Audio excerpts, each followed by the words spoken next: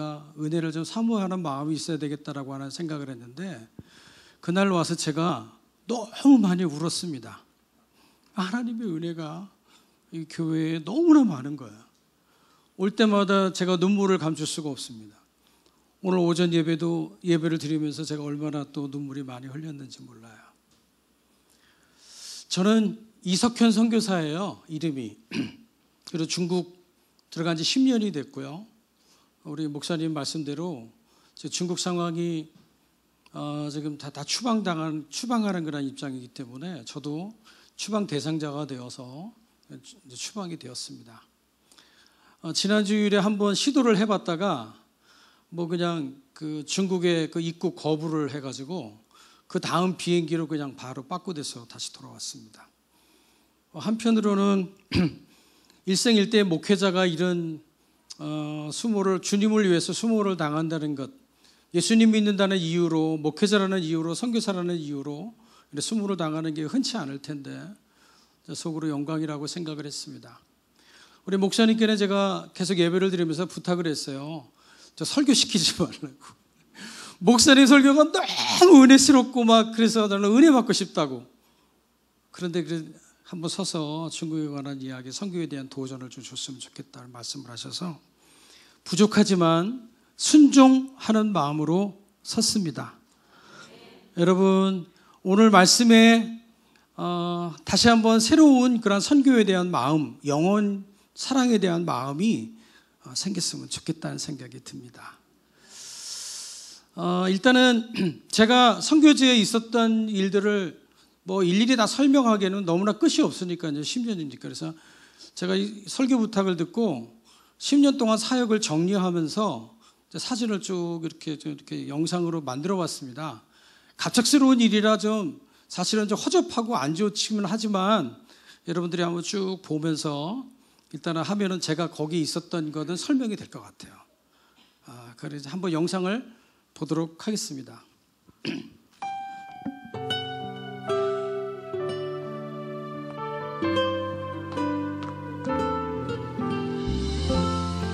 거기 힘든 사람 구제 사역했던 그런 사역이었습니다. 주보혈 날 정결케 하고, 주보혈 저기는 우리 교회 새롭게 만들 때 인테리어 했던 그런 시작입니다. 주 앞에 나 예배하는 중국 결혼하는 그런 장면입니다. 나의 모든 것을 주께 드리네. 주의 손 날 위에 찢기셨고, 주의 발 날 위에 박히셨으니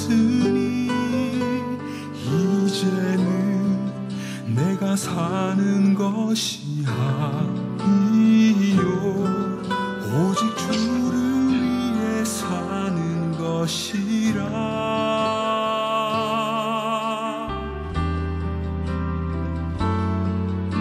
주의 손에 나의 손을 포개고,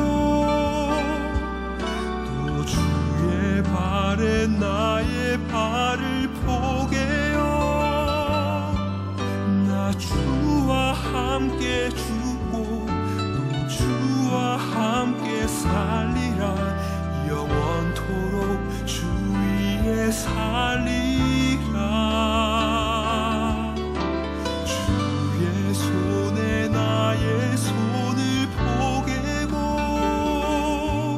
또 주의 발에 나의 발을 포개어 나 주와 함께 죽고 주와 함께 살리라. 영원토록 주 위에 살리라. 주 위에 살리라.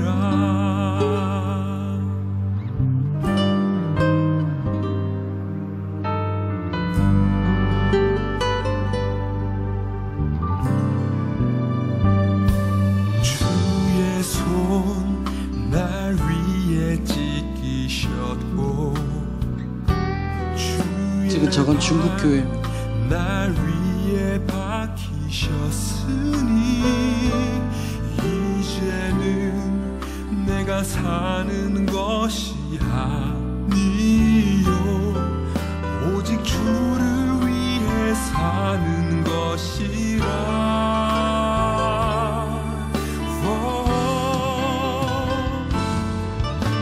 주의 손에 나의 손을 포개고 또 주의 발에 나의 발을 포개어 나 주와 함께 죽고 또 주와 함께 살리라. 영원토록 주 위에 살리라. 주의 손에 나의 손을 포개고 또 주의 발에 나의 발을 포개어 나 주와 함께 죽고 또 주와 함께 살리라. 영원토록 주 위에 살리라. 주의 손에 나의 손을 포개고 또 주의 발에 나의 발을 포개어 나 주와 함께 죽고 또 주와 함께 살리라. 영원토록 주 위에 살리라. 주 위에 살리라.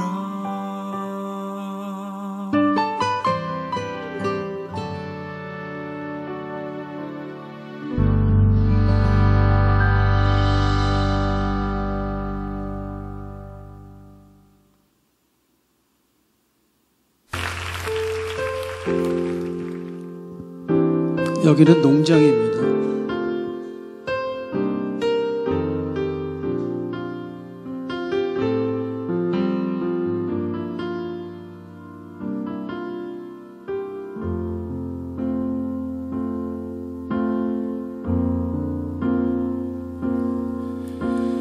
아버지 사랑 내가 노래해 아버지 은혜 내가 노래해 그 사랑 변함없으신 거짓 없으신 성실하신 그 사랑 상한 갈 때 꺾지 않으시는 꺼져가는 등불 끄지 않는 그 사랑 변함없으신 거짓 없으신 성실하신 그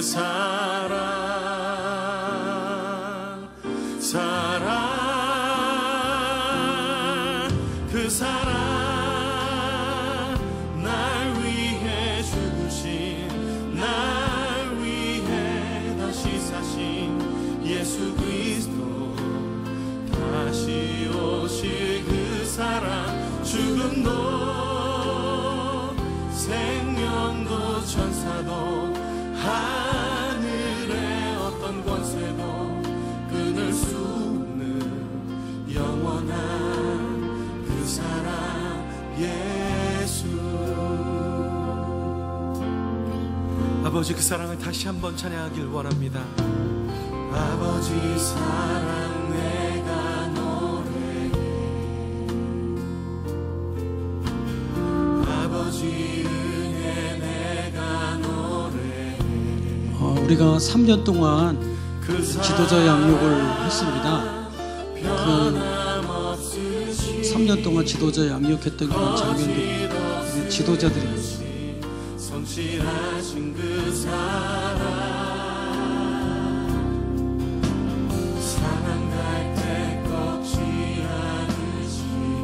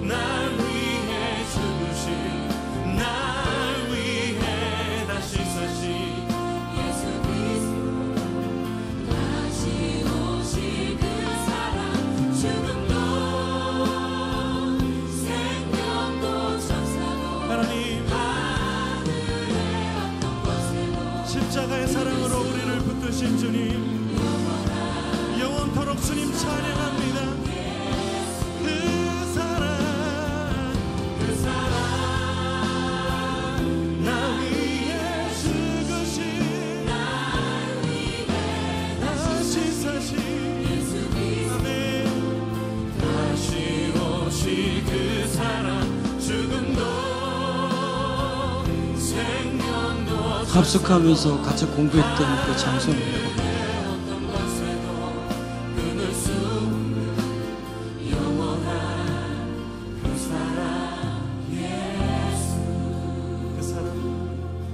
그 사랑 날 위해 죽으신 날 위해 다시 사신 예수 그리스도 다시 오신 그 사랑 죽음도 생명도 천사도 하늘의 어떤 곳에도 끊을 수 없는 영원한 그 사랑 예수 영원한 그 사랑 예수 영원한 그 사랑 예수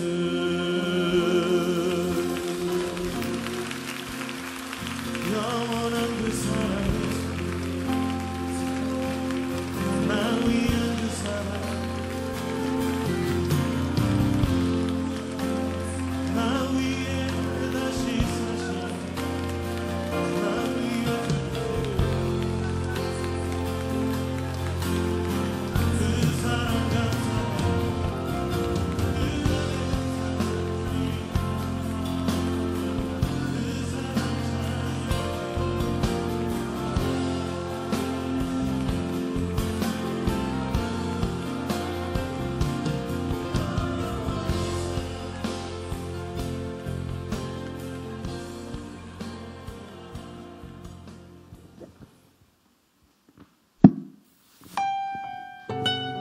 끝났습니다.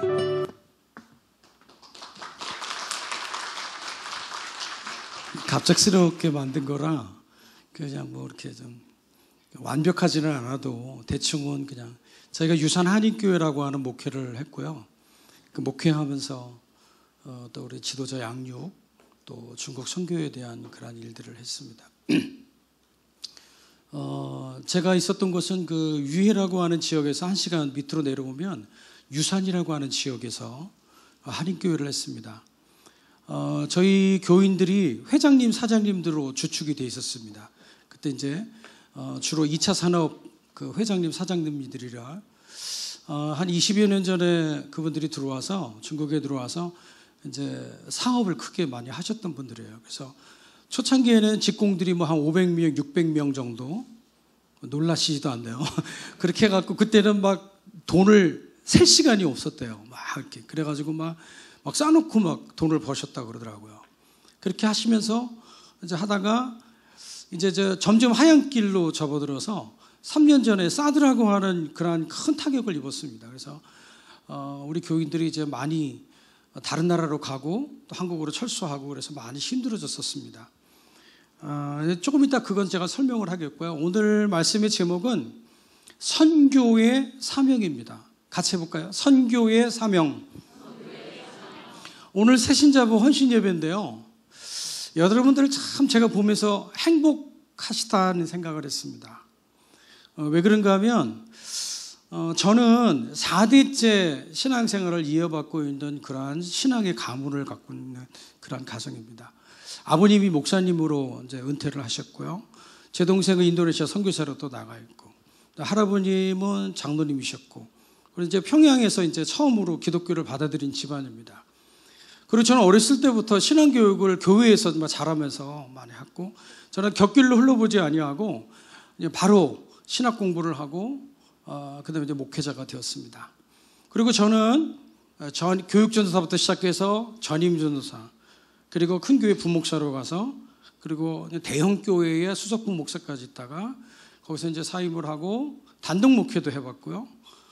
그다음에 이제 또 선교지로 나가서 선교사 일도 받고요. 저는 여러 가지 섭렵을 다 해보았습니다. 그리고 제가 접하는 것이 이제 교회들을 많이 접하고 많은 목회자들을 만났죠. 제가 왜 이야기를 하냐면 지금 한국 교회가 많이 심각해요. 교회들마다 많이 위기라고 하는 이야기를 많이 합니다. 그리고 뭐 친구 동기나 목사님들을 만나면 행복한 목사님들이 별로 없어요. 너무 힘들다는 거예요. 근데 기회만 되면은 좀 그만뒀으면 좋겠는데 그러지도 못하고 하나님의 사명을 받았으니까 그런 목회자들이 많다는 거예요. 교인들도 마찬가지입니다. 교회를 정할 때 너무 힘들다는 거예요. 이유가 뭐냐면 교회 가도 정말 정말 바로 되어 있는 교회가 많지가 않다는 거예요. 물론 객관적인 그런 생각이겠지만 저는 여기 우리 목사님 정말 오래간만에 만났습니다. 오랜 기간 동안에 못 만나다가 여기 와서 만났는데 목사님을 뵈면서 야, 우리 목사님도 그렇고 교인들도 그렇고 너무 행복하다. 여러분들은 여기서 계속 똑같이 생활을 하시니까 모르지만 다른 데 갔다가 오신 분들은 금방 느낄 거예요. 말씀이 살아있죠. 교인들도 참 행복하죠. 목사님도 행복하죠. 그리고 우리 담임 목사님 아직 설교 말씀 들어가기 전이니까 진국입니다. 진국. 여러분 진국이 뭔지 아십니까? 설렁탕을 끓일 때 그냥 막 한 3, 4일 동안 계속 우려가지고 나오는 그 국물 있잖아요. 우리 오진홍 목사님은 군대 있을 때부터 같이 지금 지내왔고 대전에 저희 아버님 목회하는데도 대전에 발령받아 왔을 때도 같이 생활을 했고 제가 너무 잘 알아요. 그래서 늘 존경하고 또 사랑하는 목사님인데 여기 와서 이렇게 또 말씀을 들으면서 또 세상 깨닫는 거예요. 오늘 새가족부 헌신 예배인데요. 여러분들은 행복하신 분들입니다. 저는 오늘 말씀을 부탁을 받고 준비하면서 제가 무슨 말씀을 전해야 될까? 너무 목사님 말씀이 은혜스러운데 그래서 제가 선교사니까 선교에 관한 이야기, 그 다음에 제가 평생토록 또 목회도 하고 신앙생활을 하고 또 나름대로 제가 하면서 정말 가장 중요한 게 뭘까를 제가 정리를 했습니다. 그래서 제가 오늘은 제가 이렇게 일부러 타이프를 다 쳐가지고요. 그래서 설교를 쭉 한번 만들어 보았습니다. 여러분들이 오늘 들으면서 새로운 거 하나만 딱 캐치하고 가시면 큰 은혜가 되리라고 생각이 듭니다. 여러분 먼저 하나님이 가장 기뻐하시는 게 뭘까요? 여러분 신앙생활 하시잖아요. 뭐 이런 신앙생활을 어떤 분은 30년, 40년, 50년 하신 분인데 신앙생활 하면서 가장 하나님이 기뻐하시는 게 뭘 것 같아요? 하나님이 가장 기뻐하시는 것은 영혼 구원이라고 저는 생각합니다. 하나님이 교회를 세우신 것도 여러분들을 먼저 부르신 것도 또 여러분들을 또 하나님의 사람으로 세우신 것도 영혼 구원에 대한 하나님의 열정이 있기 때문에 여러분들을 그렇게 세우신 줄로 저는 믿습니다. 하나님 나라의 확장, 또 선교회로의 열정, 또 선교회로의 비전, 선교회에 날아가려고 하는 그런 마음을 하나님이 가장 기뻐하셔요. 하나님의 열정은 영혼 구원을 위해서 나아갈 때 주어진다라고 하는 사실입니다. 하나님의 복은 하나님이 주실 때 제일 좋은 복인 줄로 믿습니다. 진짜 복은 하나님께로부터 오는 것입니다. 하나님이 채워주셔야 가능한 거예요. 그런데 그거를 알면서도 늘 우리가 그런 생각을 해요. 내가 막 노력을 합니다. 근데 여러분 하나님의 복은 영혼 구원에 대한 열정을 갖고 영혼 구원에 대해 내 삶을 걸 때 하나님의 복이 주어집니다. 제가 중국에 가서 크게 느꼈던 거 하나는 뭐냐면 저는 한인 목회를 했잖아요. 다 회장님, 사장님들입니다. 돈도 많은 분, 한국에서 잘 나가시던 분들이 중국에 와서 사업을 했습니다. 그러니까 처음에 중국에 왔을 때 잘 나갔습니다. 그분들은요. 차도 그 당시 차도 별로 없었을 때 제일 좋은 차를 타고 다녔고 그리고 보통 시장 그런 사람들하고 면담을 하고 그랬습니다. 20년 전에. 그러니까 잘 나갔던 분들이죠. 그분들 가운데 장로님도 계시고 안수리 입사님들이 계셨습니다. 제가 이제 10년 전에 들어갔는데요. 이미 그때는 뭐 잘 나갈 때죠. 근데 그때 그분들이 BMW 차를 나를 태우고 그 지역을 이렇게 순찰을 해서 보여주시더라고요. 아우, 이게 대단한 분들이구나. 이제 속으로 생각을 했죠. 근데 지금에 와서 느끼는 게 하나 있습니다. 그게 뭐냐면요. 그분들이 다 힘들 때 다 접었습니다. 한국으로도 가고, 망해서도 가고, 도망도 가고. 지금 중국에 이제 그분을 못 만나고 왔는데요. 이제 안수 집사님 한 분이 계세요. 그분도 이제 크게 사업을 했던 분인데 공장도 이제 다 넘기고 몸이 이제 이상이 왔어요. 어떤 이상이 왔는가 하면 뇌졸중이 왔습니다. 그래서 이렇게 몸이 고동이 참 힘드세요. 한국에 가자니 나이도 많고 그래갖고 뭐 그렇고 그래서 중국에서 그냥 그럭저럭 사세요. 근데 그분을 만나면 같이 기도하면요. 계속 울어요. 여러분 그 눈물의 의미가 뭘 것 같습니까? 제가 물어봐요. 왜 오냐고 물어보면 그분이 그 얘기를 해요. 무슨 얘기를 하냐면, 목사님 제가 잘 나갈 때, 한참 잘 나갈 때 몰랐다는 거예요. 뭘 몰랐냐고 물어보니까요, 잘 나가서 돈이 많으니까요, 나 하나님을 위해서 일해야지라고 하는 생각이 그때는 들질 않았다는 거예요. 그러니까 막 바쁘다 보니까요, 어떨 때는 막 바이어들이 오고 그러면 주일날도 교회 못 나오는 거예요. 막 같이 골프를 쳐도 아니고요, 막 그냥 잘 나가는 사업을 위해서 사업 확장하는 데 가고 막 그래요. 막 돈으로 막 싸움. 근데 다 시간이 지나고 다 망하고 그러고 나니까요, 그분이 막 울어요. 이 우는 이유가 뭐냐면, 내가 왜 그때 하나님을 위해서 일하지 못했는가, 그거 후회하는 거예요. 내가 영혼 구원을 위해서, 여기 선교지인데, 그 선교지를 위해, 선교지인데, 선교사들, 그 영혼 구원을 위해서 내가 왜 그때 힘을 못 썼는가. 그때 했으면 얼마든지 했을 텐데, 지금 다 날려먹고, 지금 하려고 그러니까 눈물만 나는 거예요. 하고 싶어도 못해요. 여러분, 시간 금방 지나갑니다. 동의하십니까? 금방 지나갑니다. 여러분, 잘 되는 것도요, 다 지나갑니다. 그래서 기회 있을 때 해야 돼요. 기회 있을 때. 그분이 계속 우는 거예요. 자기가 지금 하나님이 그런 기회를 주시면 지금은 망설이지 않고 할 거라는 거예요. 근데 여러분, 이미 때는 늦었어요. 여러분, 보통 사람들이 기도 제목을 물어보면 이렇게 기도 제목합니다. 오늘 오전에 말씀드린 제가 너무 많이 와닿는데요, 보통 이렇게, 하나님 사업 잘 되게 해주세요. 어려운 일을 겪으면요, 교회 뭐 부도가 난다든지 뭐 사업이 부도가 나면요, 이 사업 좀 빨리 맡게 해주세요. 돈이 좀 다른 데서 빨리 빌려가지고 이거 좀 맡게, 보통 그렇게 기도를 합니다. 잘 되게 하시면 내가 하나님을 위해서 일하겠다는 거예요. 근데 정말 그러냐, 이게. 잘 되면요, 더 큰 일을 생각합니다. 사업에 안 하더라고요. 보통 10명 중에 9명은 다 하나님하고 그런 약속을 해도 안 하더라고요. 여러분, 하나님 앞에 기도할 때도요, 하나님, 내 일생이 사업을 하는 것도, 직장을 다니는 것도 내가 영혼을 사랑하기를 원합니다. 하나님 잘 되게 하시면 내가 영혼 구원을 위해서 힘쓰겠습니다. 하나님이 주신 물질, 내가 영혼 구원을 위해서 사용하겠습니다. 그럼 하나님이 너무 기뻐하실 것 같아요. 여러분, 우리의 일생을 영혼 구원에 초점을 맞추셔야 돼요. 이 새신자부가 그래서 귀한 거라고 저는 생각합니다. 영혼 구원에 대한 열정을 갖고 그 영혼들을 향하여 나아가고 그 영혼들을 바로 잡아주기 위해 힘쓰고 기도하고 노력하는 건 정말 하나님이 참 기뻐하시리라고 저는 생각이 됩니다. 여러분, 여러분의 인생의 목적이 그것이 되기를 주님의 이름으로 축복합니다. 그럼 하나님이 덩달아 잘되게 해주시리라고 저는 생각합니다.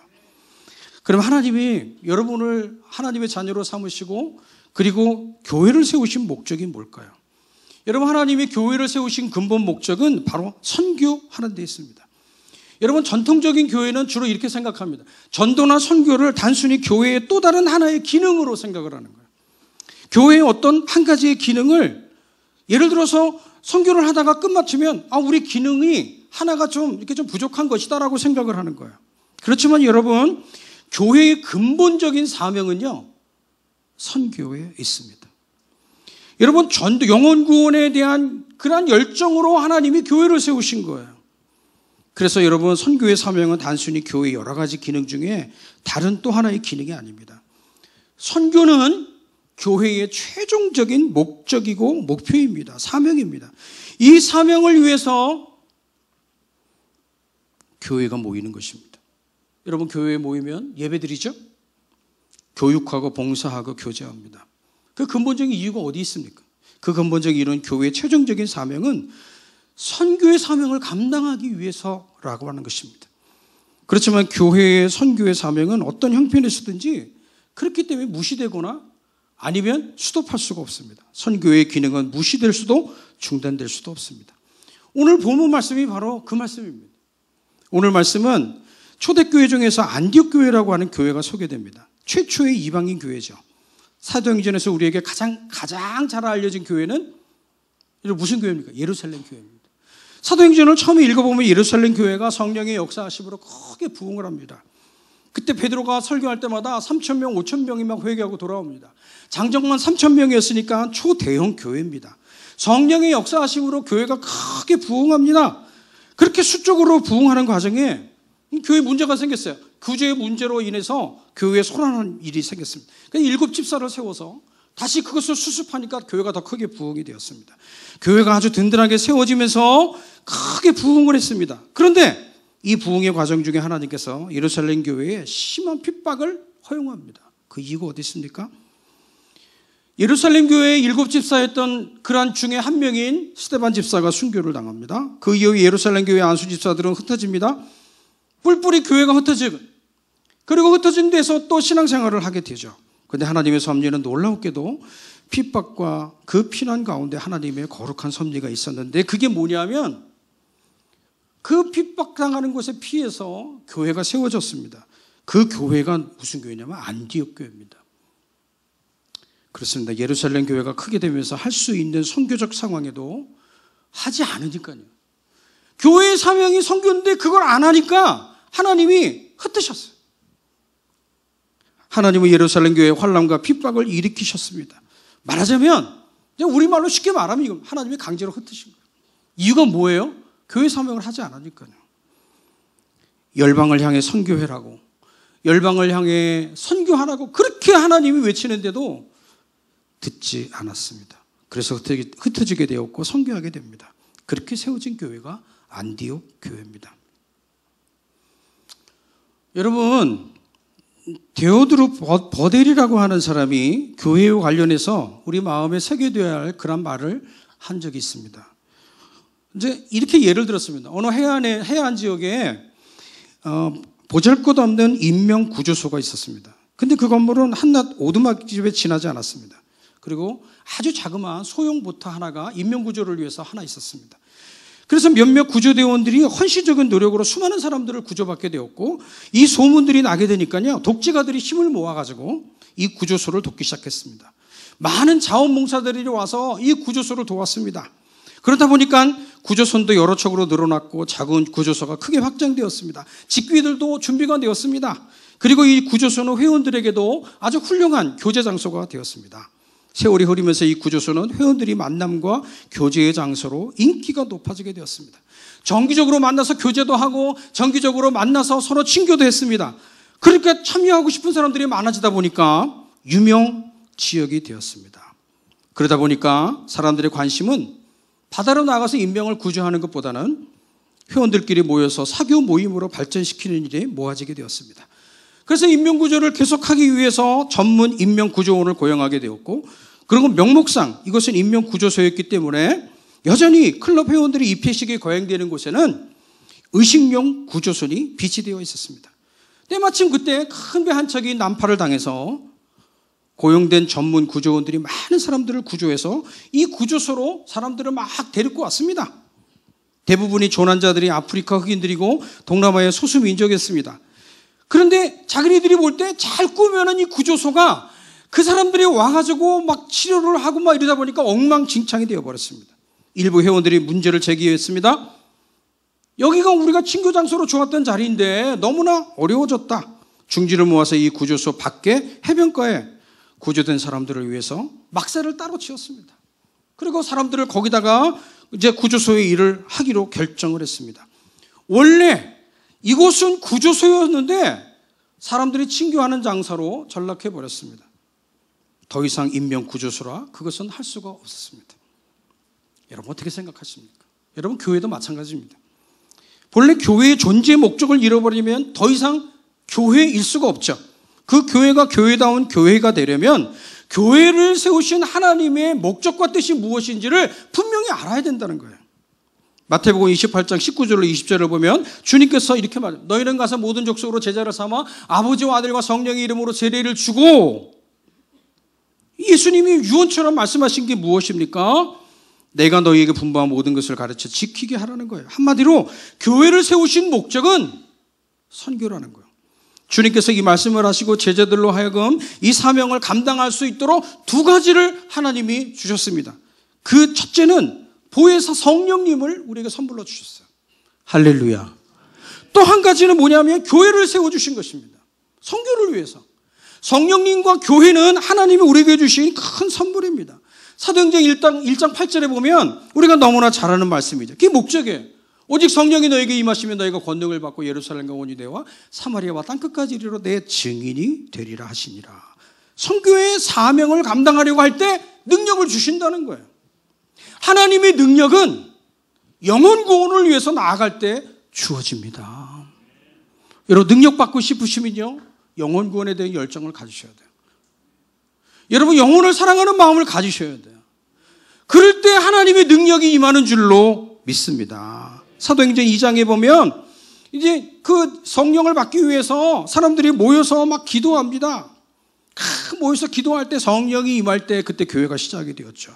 교회를 통해 복음이 전하고 그리고 새롭게 들어온 사람들이 다시 예수 그리스도를 믿고 그리스도인이 되어서 양육을 받습니다. 그리고 하나님의 사람으로 훈련을 받고 전도자가 되어서 다시 나가서 세상에 나가서 복음을 전합니다. 이게 교회의 본질적인 모습입니다. 결국 하나님이 세우신 교회의 궁극적인 목적은 바로 구조선과 같은 역할을 하는 것이 교회다는 거예요. 그러니까 교회의 가장 우선되는 존재의 목적 가운데 하나가 같이 해보십시다. 선교입니다. 이 선교를 제쳐놓고 다른 일에 막 매달리고 열중하고 하는 것은 이미 교회라고 할 수가 없습니다. 여러분 하나님의 열심을 성경에서 찾아보게 되면 사도행전 11장 19절로 21절인데요. 여러분 앞을 보시면 같이 또 읽으면 좋겠는데 그때 스데반의 일로 일어난 환란으로 말미암아 흩어진 자들이 베니게와 구브로와 안디옥까지 이르러 유대인에게 말씀을 전하는데 그중에 구브로와 구레네 및 몇 사람이 안디옥에 이르니라. 헬라인에게도 말하여 주 예수를 전파하니 주의 손이 그들과 함께 하시며 수많은 사람들이 믿고 주께 돌아오더라. 아멘. 영혼 구원에 대한 열정이 하나님께 있어요. 얼마나 대단하신가 성경을 통해서 볼 수가 있습니다. 하나님의 마음과 하나님의 관심과 열정은 영혼 구원에 있습니다. 선교신학자 폴 미니어라고 하는 분이 신학 성경 안에서 교회의 본질을 설명하기 위해서 비유를 조사했습니다. 그런데 무려 그 비유가 96개나 있어요. 그 가운데 우리가 너무나 잘 알고 있는 그 비유가 뭐냐면 빛, 소금, 누룩 이런 종류입니다. 이것들은 중요한 공통점을 갖습니다. 모두가 경계선을 넘어서 퍼져간다는 것이죠. 여러분 빛이 원래 발광체를 떠나서 어둠 속에서 퍼져가죠. 발광체입니다. 여러분 지금 환한 데서 촛불을 켜도 별로 의미가 없어요. 이 빛은 어두운 데 가야 빛이 있는 거예요.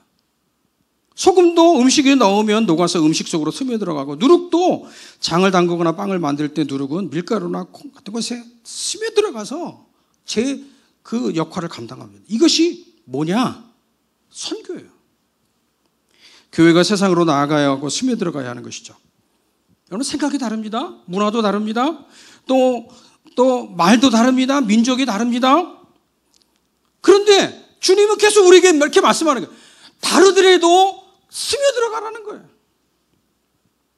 거기서 스며들어가서 맛을 내고 부패하는 것을 막아주고 누룩은 발효를 시켜서 재료를 아주 다른 맛으로 내는 것으로 변화시키라는 거예요.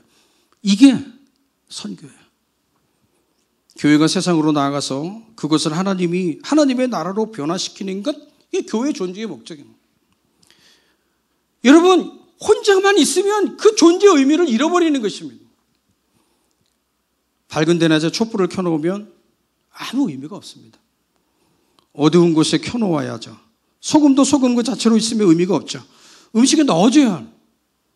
누룩도 마찬가지입니다. 그대로 있으면 의미가 없지만 재료 안에 들어갈 때 효과가 있는 것입니다. 이것이 선교예요. 그냥 나 혼자 있으면 아무런 의미가 없어요. 하나님이 그것은 기뻐하시지도 않습니다. 교회는 교회 혼자 세상 밖에 서 있으면 아무런 의미가 없어요. 교회 안에서 우리들끼리 교제하고 즐겁고 신나고 막 서로 뭐 형제님 자매님 막 교회 안에서 막 그냥 친하고 이것도 참 중요합니다. 아름다운 교제를 나누는 거예요. 상처받은 사람이 와서 교제하거든요. 그런데 그렇게 하는 이유가 뭐냐? 서로 하나가 되어서 하나님의 나라를 이루어가는 겁니다. 하나님의 선교를 이루어가는 것입니다. 영혼 구원을 향하여 나아가야 되는 것입니다. 동의하시면 아멘 하십시다. 여러분 이것이 교회의 존재 의미의 목적이라는 것이죠. 제가 아름다운 교회를 보면서 아름다운 교회는 선교하는 교회로 그 역할을 잘 감당하고 있습니다. 온 교인들이 목사님과 함께 세계 선교를 잘 감당하고 있습니다.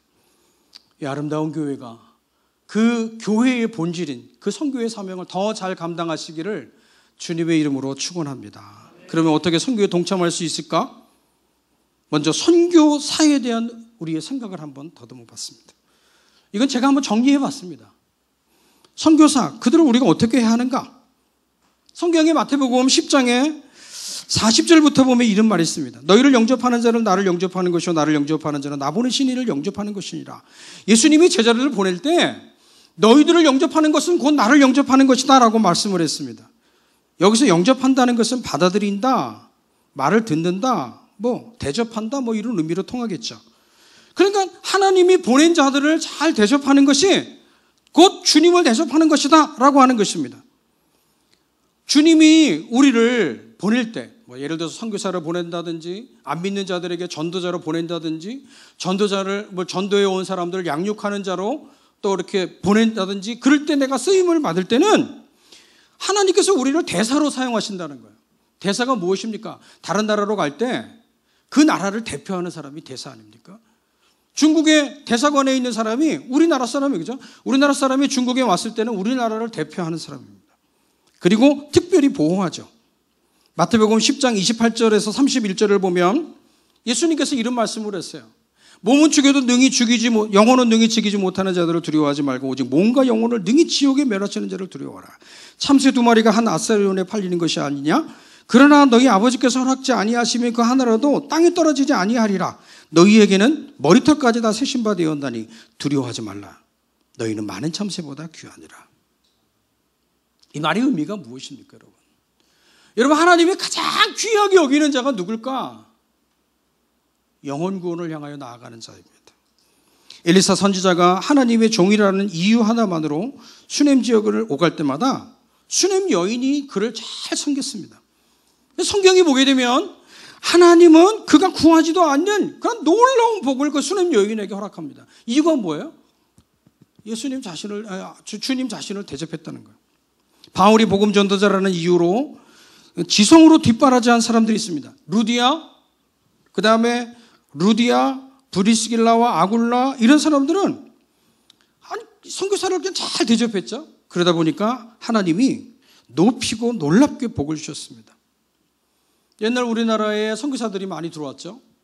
이제 그들을 잘 섬겼던 그러한 사람들의 자손들은 다 잘 됐던 것들을 우리는 역사를 통해서 볼 수가 있습니다.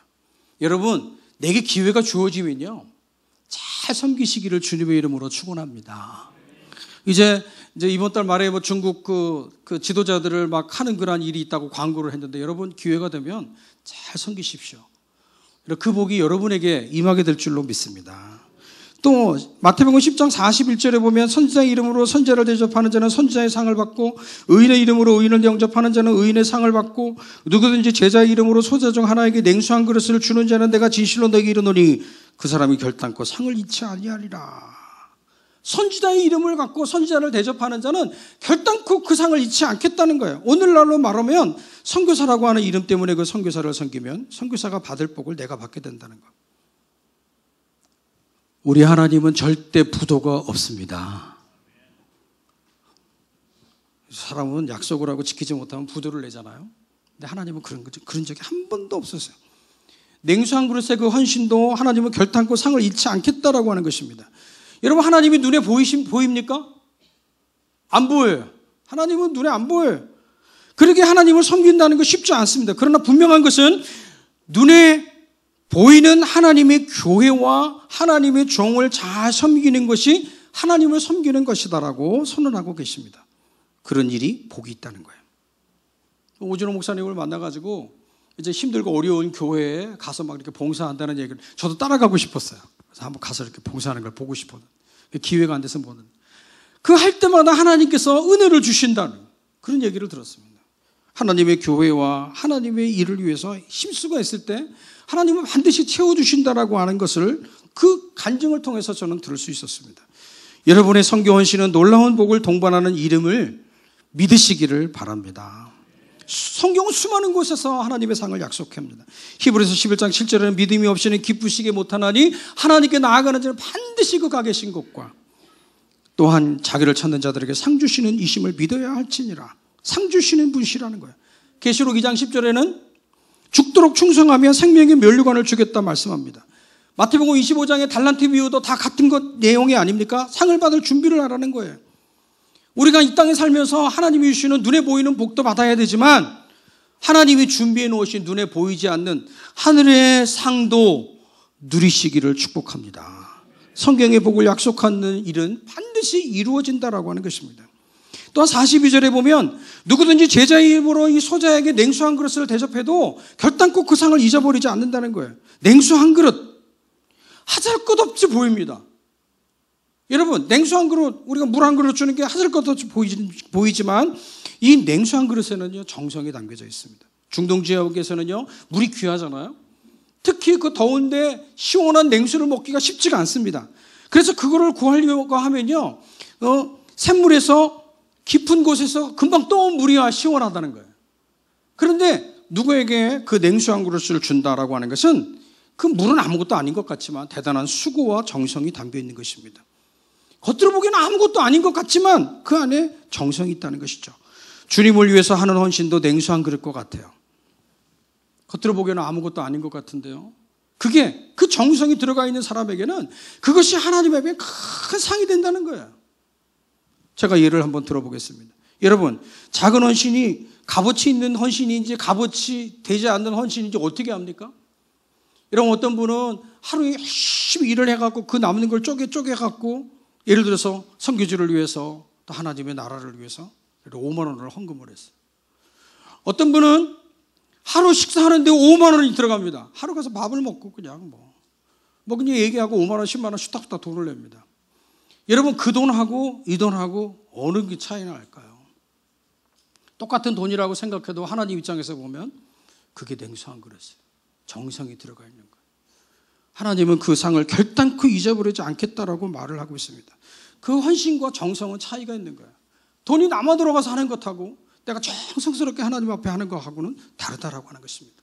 중국의 허드슨 테일러라고 하는 선교사가 영국 태생으로 태어나서 중국에 큰 공헌을 한 사람입니다. 그는 어렸을 때부터 나는 중국 선교사가 되었다고 작정을 하고 1853년 9월에 22세의 청년으로 중국에 들어옵니다. 그리고 3월에 상해에 도착하고 선교 초창기이기 때문에 중국이 옛날에 너무 어려웠잖아요. 너무나 힘들고 어려워서 중국 사람들이 이 허드슨 테일러를 보면 서양 막이라고 막 이야기를 하고 숙식도 가옥도 마련할 수가 없어서 풀숲에서 기거를 했다고 그래요. 젊었기 때문에 가능했을 수도 있겠지만 여름에는 모기 때문에 겨울에는 추위 때문에 밤을 지새웠습니다. 그 고난 중에도 그는 중국 선교에 대한 열정을 가지고 계속 일을 하고 봉사했습니다. 그리고 꽤 오랜 기간이 지난 후에 집을 얻을 수 있었고 조금씩 전도의 성과도 거두었습니다. 그리고 중국 선교에 헌신했던 그 여인을 만나서 그 결혼도 했습니다. 그리고 상해가 중국에서 가장 개방된 지역이잖아요. 거기가 이제 막 발전되면서 이 허드슨 테일러가 무슨 생각을 했는가? 오지 선교로 들어가야겠다 생각을 하고 다시 선교 영역을 개척하려고 어두운 곳으로 들어갔습니다. 그 내지 선교회를 설립했고 그를 위해 목숨을 내걸고 선교를 했습니다. 놀라운 사실은요, 그때 그렇게 선교에 헌신을 하고 그때 신앙의 복음을 전했던 그 사람들이 지금 중국의 많은 그런 핍박 가운데서도 지금도 신앙을 지키고 있다는 거예요. 아까 제가 했던 그 졸업한 그 학생들 가운데 800명을 목회하는 그런 지도자가 있었습니다. 신학 공부도 못했어요. 그래서 공부하기도 싶은 열정이 있어요. 근데 이렇게 신앙을 지켰냐고 물어보니까요, 그때 자기 아버지부터 은밀하게 밑으로 내려오는 그러한 신앙이 자기 대를 이어받았다는 거예요. 여러분, 아무것도 아닌 것 같지만 그 헌신이, 그 자그마한 헌신이 마치 냉수 한 그릇과 같은 하잘 것 없는 것이었지만 그를 받으시고 하나님이 엄청난 일을 하셨다라고 하는 것입니다. 저는 가끔 이런 의문이 듭니다. 3년 동안 저희 졸업한 학생이 11명이었습니다. 11명을 가르쳤는데 그 11명이 졸업을 했을 때 얼마나 많이 울었는지 몰라요. 그 사람들이 중국을 위해서 얼마나 큰 일을 할까, 과연 얼마나 열매를 맺을까 하는 회의가 생기기도 했습니다. 그런데 여러분, 그때 그 헌신했던 그것으로 통해서 아마 지금 중국이 왜 이렇게 자꾸 선교사들을 막 추방하고 자국적으로도요, 지금 중국 사람들, 예수 믿는 사람들을 핍박합니다. 19살 성인이 되지 않는 사람은 교회를 못 오게 합니다. 그리고 그 성년이 된 대학생들이나 이렇게 가서 공부를 하면 공산당원들이 너 예수님 믿는다 그러면 점수를 주지 않아요. 아니, 보통 핍박이 아닙니다. 삼자교회는 엄청 간섭을 많이 합니다. 그들이 영향을 받을까봐 한국 사람들을 전부 다 지금 추방시키려고 지금 계획하고 하나씩 다 내보냅니다. 지금 거의 한 80% 정도가 추방당에서 나왔습니다. 근데 그때 그 열매를 해서 졸업했던 그 사람들이 잘 그들이 신앙을 지키면서 아마 중국을 그들을 통해서 하나님께서 이루어 가시리라고 저는 믿습니다. 그 자그마한 헌신. 이제 말씀을 정리하려고 합니다. 목사님이 저에게 딱 시간을 정해 주셔서 제가 이렇게 열심히 지금 접근하고 있습니다. 선교는 그리 간단한 것도 단순한 것도 아닙니다. 지원도 어렵고 선교사도 어렵습니다. 여러분, 의욕과 열정만 가지고 되는 것도, 또 돈이 많이 있어서 되는 것도 아닙니다. 여러분, 우리 한국 선교는요, 이 한국 교회가 선교에 대한 열정이 많이 있었습니다. 그리고 자부합니다. 우리 한국 교회는 전 세계에서 선교에 대한 열정이 가장 큰 나라라고 자부합니다. 그렇게 자처합니다. 여러분, 놀라지 마십시오. 우리나라 선교사가요, 전 세계 172개국에 27,205명. 이거 좀 놀라는 책이라도 해주셔야 돼요. 우리 자그마한 땅덩어리에서 전 세계에 안 들어가 있는 선교사가 없습니다. 이게 공식적으로 교단에 파송되어 있는 선교사만 이렇지, 노회나 개인적으로 나간 거나 교회에서 파송한 선교사를 따지면 이것보다 더 엄청나리라고 생각이 듭니다. 예전에는요, 교회마다 선교에 열정이 있었습니다. 그래서 교회들마다 선교사를 찾았어요. 파송할 선교사를. 우리 교회에서 파송시켜줄게 자원하라는 거예요. 그래서 선교사를 모집을 했습니다. 근데 지금은요, 그렇지 않습니다. 그때 하나님 선교에 대한 열정이 있었을 때 하나님께서 우리나라를 큰 복을 주셨습니다. 교회에 복을 주셨고요, 나라에 복을 주셨습니다. 큰 부흥이 일어났습니다. 교회들마다 큰 부흥이 일어나서요, 우리나라 전국 방방곡곡에 교회가 없는 곳이 없습니다. 여러분, 큰 도시에 가보십시오. 십자가가 얼마나 많은지 몰라요. 작은 나라지만 하나님께서 큰 은혜를 부어주셨어요. 기독교 국가라고 할 만큼 복된 나라가 되었습니다.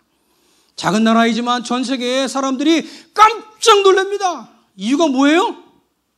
우리나라의 선교에 대한 열정이 그렇게 많았습니다. 하지만 지금은 달라졌습니다. 교회들마다 서로 싸웁니다. 자기들만 합니다. 서로 헐뜯습니다. 모략합니다. 자기 몸집 키우기만 급급합니다. 선교의 사명을 잃어버렸습니다. 여러분, 교회가 힘들어지면 제일 먼저 하는 게 뭔지 아십니까?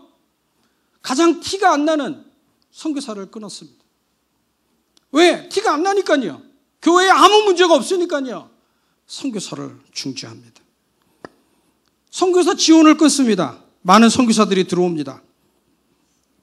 여러분, 교회의 사명이 선교인데 선교를 잃어버리면 교회가 나중에는 하나님께서 외면하실 텐데 그걸 몰라요.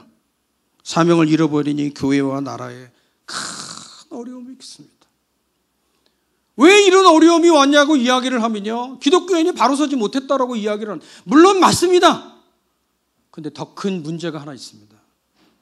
선교에 대한 열정을 잃어버렸기 때문입니다. 여러분, 지금 각 그 큰 교단에서 선교부에서 지금 막 비상입니다. 이유가 뭔지 아십니까? 선교사들이 선교지에서 들어오는 수가 기하급수로 늘어갑니다. 이유가 뭐냐면은 선교사 지원이 안 되니까요, 다들 버티다 결국엔 들어와요. 근데 선교부에서 뭔 얘기 하냐면 자비량으로 하라는 거예요. 자비량으로. 한번 해보라는 거예요. 자비량으로. 여러분, 평생 목회 일을 하는 사람이 가서 돈을 벌려고 애쓰다가 2년 3년 버티다가 결국은 안 돼서 한국으로 들어옵니다. 지금 이런 전망을 하고 있어요. 우리 교단에서는요, 이런 전망. 5년 후게 되면 교회들이 더 어려워질 것이다. 특히 교회에 빚이 있는 교회는 더 어려워질 것이다. 그러면 선교사들 제일 먼저 선교사들에게 타격이 갈 것이다. 지금부터 대책을 세우라는 거예요. 아직 많은 교회들이요, 확실한 선교의 정책도 방향도 없이 유아 단계에서 그냥 의욕과 돈으로만 선교를 하려고 합니다. 그러니까 교회가 재정적으로 힘들어지면 그냥 끊으면 되지, 중지하면 되지 막연하게 생각하고 없애버립니다. 좀 맞습니까? 의욕이나 돈이나 열정이나 힘으로 되는 것이 선교라고 생각을 하는 거예요. 여러분 절대 그렇지 않습니다. 확실한 신학도 있어야 하고 정책도 있어야 하고 목표와 방법도 있어야 합니다. 선교의 신학적 입장도 있어야 합니다. 그리고 선교사로 나간 사람들이 제대로 가서 일을 하는지 확인도 해야 합니다. 그리고 후방하는 그러한 교회에서는요, 모든 것이 일치돼서 잘해야 합니다. 그럼 우리가 해야 될 일이 뭐냐? 첫째는 경제적인 원조입니다. 여러분, 경제적인 원조는요, 부유해서만 되는 건 아닙니다. 먹고 입고 쓰고 남으니까 주체할 수 없어서 남은 것으로 도와준다. 여러분, 이거 선교가 아닙니다. 오늘 성경이 우리에게 모델로 제시한 교회가 안디옥 교회인데요, 이 교회는요, 처음부터 선교사를 파송한 것으로 유명합니다. 이 교회는요, 정말 가난한 교회예요. 산 중턱에 있는 동굴 교회입니다. 그런데 이 교회가 선교의 전초기지가 되었습니다. 이유가 뭐예요? 처음에 교회가 딱 생기자마자 선교에 대한 열정을 갖고 있다. 하나님의 뜻을 알았다는 거예요. 가장 유능한 목회자 둘을 선교사로 파송합니다. 여러분, 선교사를 돕는 것은 부유하고 남아서 돕는 게 아니잖아요. 돕는 것으로 그리스도의 사랑에 보답하라고 하나님은 말씀하시는데, 그것을 아는 온전한 지식과 사명감이 있어야 합니다. 이런 것이 선교의 신학이 바탕이 되어야 하고, 하나님의 뜻을 온전히 아는 지식과 사명감이 있어야 합니다. 이런 것이 선교의 신학을 확립하는 데 중요한 요인도 적용합니다. 선교사를 보냈으면 선교사의 돌봄이 필요하잖아요. 그들의 사역은 영적 전쟁이에요. 그래서 전쟁터에 군사를 보냈을 때 제일 중요한 게 뭐냐면, 그건 물적 자원을 주는 거예요. 예? 먹을 것도 보내야 하고, 무기도 보내야 하고, 그 최전선의 군인을 지원하고 전쟁 그 물자와 비품을 대야 하는 게 후방 이 병창기지가 해야 될 일입니다. 만약에 그렇게 했는데 아무것도 안 보낸다 그러면 그냥 죽으라는 거죠. 그냥 가서. 여러분, 그 의미가 우리에게 있어요. 두 번째는 기도입니다. 오늘 말씀을 통해서 기도에 대해서 너무나 강조를 많이 하셨기 때문에 제가 길게 얘기하지 않습니다. 선교를 기도로 시작한 게 안디옥 교회입니다. 오늘 본문이 2절 3절에 보면 주를 섬겨 금식할 때 성령이 가라사대 내가 불러 시키는 일을 위하여 바나바와 사울을 따로 세우라 하시니 이에 금식하며 기도하고 두 사람에게 안수하여 보내니라. 기도할 때 하나님의 은혜가 임할 줄로 믿습니다. 여러분, 어떤 일이 있었든지 기도가 먼저 시작이 돼야 돼요. 기도보다 앞서면 안 됩니다. 여러분, 선교사를 보낼 때 정말 제일 중요한 게 기도예요. 기도. 여러분, 선교지에 가면요, 물론 뭐 갔다 오신 분이 여기 있을 수도 있는데, 일단 선교지에 가게 되면요, 영적으로 굉장히 영적 싸움이 치열합니다. 그리고 막 그 영적으로 막 메말라져 버려요. 기도하고 싶어도 기도 못할 때가 많습니다. 막 와가지고 신학 교육을 시킬 때 아주 중요한 과목을 할 때는요, 막 복통도 나고 교통사고도 나고 별일이 다 일어나. 그걸 누가 감당합니까? 영적 싸움에는 기도가 필요한 거예요. 물론 한국에서 전도할 때도 마찬가지지만, 여러분, 우리의 기도에는 하나님의 기적이 따를 줄로 믿습니다. 기도는 하나님의 힘이 있잖아요. 기도는 능력이에요. 기도 없이는 선교가 불가능한 것입니다. 그래서 기도해야 돼요. 기도 능력 있는 기도를 왜 묻어두십니까? 오늘 새신자부 헌신 예배잖아요. 제일 중요한 게 저는 기도라고 생각합니다. 내게 맡겨진 그 영혼을 위해서 정말 헌신적으로 기도할 때 그 영혼이 살아나게 될 줄로 믿습니다. 골로새서 1장 24절에 보면 그리스도의 남은 고난을 내 몸에 채운다라고 말을 하고 있습니다. 여러분, 해보지 않은 사람이 남의 고생을 알 수가 있습니까? 선교사를 일단 보냈을 때 그 선교사가 어떤 일을 겪고 있는지 우리는 아무도 몰라요. 그 사람이 어떤 어려움을 겪고 있는지 아무것도 몰라요. 그렇기 때문에 하나님이 이 선교와 전도는 같은 맥락이잖아요. 국내에서 영혼 구원을 위해서 하는 게 전도고, 아직까지 문화가 다르고 어려운 그 말도 안 통하는 사람에게 가는 게 선교예요. 그러면 여러분들이 그 선교사의 그 아픔을 겪기 위해서는 이곳에서 전도를 해보는 것입니다. 이게 하나님께서 우리에게 주신 사명이에요. 그럴 때 얼마나 힘든가를 알 수 있는 거야. 말이 안 통하죠. 생활 습성도 다르죠. 근데 여러분, 만약 예를 들어서 내가 자라온 환경보다 다른 사람을 위해서 전도할 때 그게 쉽겠습니까? 그 사람의 환경 속에 들어가서 나를 희생하고 그 사람을 전도할 때 내가 얼마나 힘이 든가를 내가 겪어볼 때 선교사의 입장도 생각할 수 있습니다. 한국 생활의 어려움에 대해서 이 한국에 왔던 게일이라고 하는 선교사가 자기 자서전에 그렇게 썼대요. 한국 사람한테 내가 전도를 하려고 와보니까 온돌방에 양반다리를 하고 앉아있는 것도 힘들고, 가을에는 환기가 되지 않는 방에 거처하는 것도 어렵고, 젓가락으로 밥을 먹는 것도 어렵고, 냄새나는 발을 내밀고 앉아있는 것도 어렵고, 고기를 못 먹는 것도 어렵고, 소득도 없는 질문을 밤새도록 해대는 것도 어렵고, 평상적으로 지나다닐 수 있는 모든 것이 다 어렵다. 이게 뭐라 그러냐면 문화적 충격이라고 이야기를 합니다. 과거 한국에 왔던 선교사들은 이런 충격을 다 극복하면서 우리의 복음을 전해줬어요. 그 복음 때문에 여러분과 제가 지금 신앙생활을 잘하고 있는 줄로 믿습니다. 그렇기 때문에 그 어려운 일을 내가 한번 같이 겪어보는 거예요. 그거 제일 좋은 방법은 하나님이 기뻐하시는 일이잖아요. 전도하는 것입니다. 전도. 영혼 구원에 대해 관심을 갖는 거예요. 30년, 40년, 50년 신앙생활을 했는데 내가 전도한 사람이 한 명도 없다. 내 영적 자녀가 하나도 없다. 한번 심각하게 생각해 봐야 합니다. 하늘나라에 상급이 없습니다. 다 지나갑니다. 다 지나갑니다. 세월도 지나가고 물질도 지나가고 모든 게, 학식 지식도 다 지나갑니다. 남는 거는요, 나를 통해서 영혼 구원한 거 그거밖에 남잖아요. 하나님에 대한 열정은 왜 선교사로 나가냐고 물으면 다 똑같이 얘기해. 선교사님들은 하나님에 대한 열정, 그 영혼 구원에 대한 갈망이 너무나 크기 때문에 선교사로 나간다. 또 하나는 선교하는 나, 선교하는 가정과 직장, 선교하는 교회의 비전을 세우는 것입니다. 계획을 세우고 꿈을 꾸는 거예요. 여러분, 전도에 대해서, 선교에 대해서 계획을 세우고 꿈을 꾸는 게 참 중요합니다. 여러분, 지금 우리나라 기독교 200년 역사 가운데 가장 복되게 신앙생활을 하고 있는 게 지금이라는 거예요. 우리 신앙생활을 하고 있는데 누가 간섭하는 사람이 있습니까? 교회 못 나가게 하는 사람이 있습니까? 기도하는데 방해하는 사람이 있습니까? 하나도 없어요. 우리나라 참 행복한 나라야. 전 세계에서 신앙의 자유를 가장 마음껏 누리고 있는 나라가 우리나라 대한민국입니다. 여러분, 저 중국에 있을 때도요, 신앙의 자유가 없어서요, 마음껏 예배를 못 드립니다. 그 중국 사람이 우리 한인교회 와서 예배 드리면 3천만 원 벌금을 내야 됩니다. 경제적인 상황, 풍성한 환경 속에 살고 있습니다. 여러분, 저는 예수 믿는다는 이유 하나로, 선교사라는 이유 하나로 그 고통을 주고 또 추방하고 들어갈 때 못 들어가게 하고 막 그냥 창피 주고 막 그러잖아요. 하나님께서 여러분과 저에게 좋은 신앙생활 환경을 주신 이유가 무엇입니까? 기회 있을 때 하나님의 전도와 선교를 위해서 힘써야 합니다.